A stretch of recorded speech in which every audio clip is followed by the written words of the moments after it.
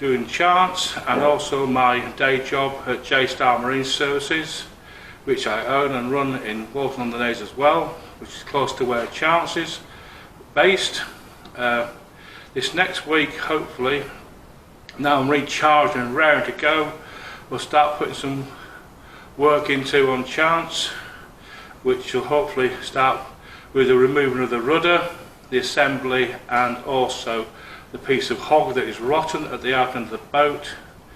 That's going to be a major project for a little while because it is so complex as to take a lot of boat apart for a small job, but it needs to have the stern knee or post removed, the framework around the transom removed, the deck across the aft deck of the boat's got to be removed, so have the deck beams as well. At the same time, we're going to have to support the aft end of the cabin by putting posts and props under the deck to take the weight while we have the back of the boat removed. As you know, that's been one of the major parts of the boat assembly that needs to be repaired as an ongoing project. So that is what we're going to be doing in the next few weeks. Slowly dismantling the back of the boat around the rudder and hopefully find out how the rudder assembly was actually put together, which I hope is a simple method. Otherwise I'll be digging a very deep hole in the ground under the Charts to remove the rudder. I suspect in the years when she was built they wouldn't have dug a hole in the boat under the boat to put the rudder in.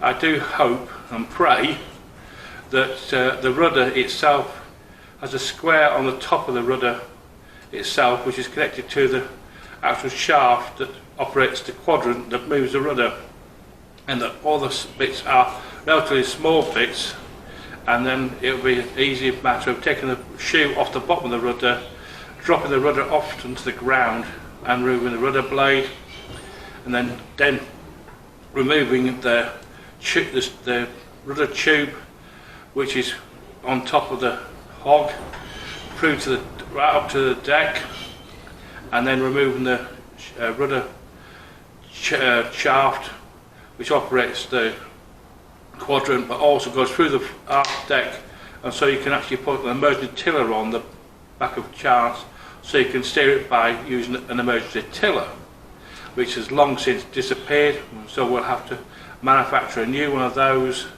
later in the project. So at the moment I'm in my workshop trying to sort a few things out with this restoration project, but also Mai Star II, which is in my outside workshop in the yard itself, which I am currently doing between other jobs I've got on in the workshop. So it's now a matter of taking the bits of deck off the aft deck of Charts, so then it exposes the deck beams, which in turn will expose the top of the rudder shaft and the rudder shaft tube, and eventually we'll be able to take it all apart again. But that's further down the line. I will give you updates as how that's getting on, hopefully some videos of the stressful removal of it, or less stressful depending on how I find it and how it's designed and constructed. But for now, that's all. And if you like this content, please like and subscribe to my channel. You'll find it on YouTube and also on Patreon. If you'd like to become a patron, you can do it for as little as £2 a month, and you'll be able to get updates which won't be seen anywhere else on YouTube or anywhere else on the internet. So if you'd like to do that, please do so.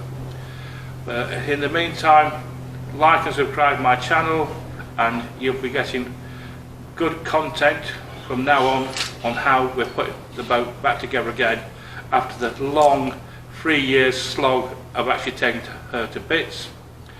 And also, while we're in the workshop, I'll be starting to reconstruct parts of Charts' interior, ready to put back in as and when we need to. At the moment I'm getting a couple of lads to start taking the paint and varnish off the inside of chants, cleaning up the fork peak. And so as we work through the boat, they were sorting out the fork front of the boat while I work on the transom and down the starboard hand side. So that's all for now, folks. Talk to you soon. Bye!